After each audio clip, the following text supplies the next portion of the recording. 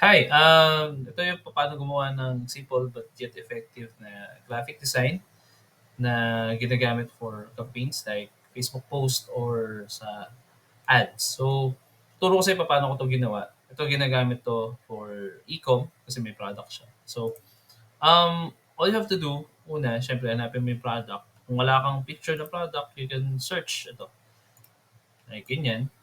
And then you can remove background or search mo lang remove.bg, yan, and then remove mo yung background. Okay? So kung nakakita ka na, ayan, magiging ganito siya. Ayan. So paano magkaroon ng shadow to? So all you have to do is to edit. And then hanapin mo yung shadow. Hanapin mo tong backdrop. Maraming style. Ayan. Outline drop. Pero backdrop kasi gusto natin sa likod lang siya. Okay? And then for the text naman, we were going to use font pairing kasi gagamit tayo ng two fonts. Samahin natin. Okay? So, una is ito. So, kasi gumagamit ako ng serif font. Yan, serif font siya kasi may buntot siya. Serif fonts used for beauty, for elegance, ganyan-ganyan. Okay? So, para mas mukha siyang mayaman.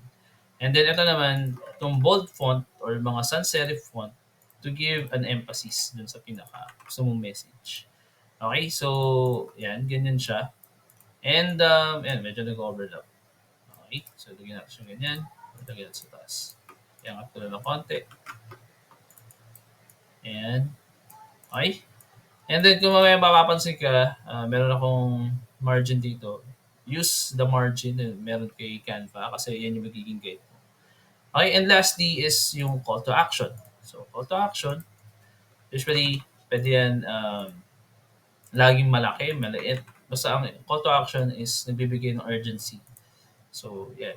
So, buy yours today, 20% off, yan. Ibig sabihin yan. Or you can use yung parang ano rin, mas malaki. Sabihin natin 20% off, now only.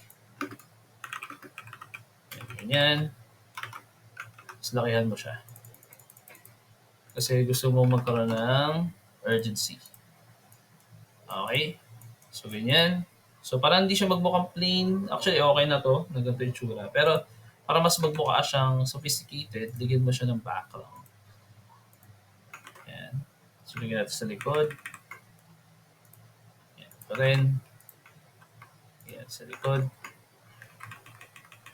Ayan. Para magmukha siyang sophisticated, and para malaman mo kagad na ganyan siya is pang beauty product siya.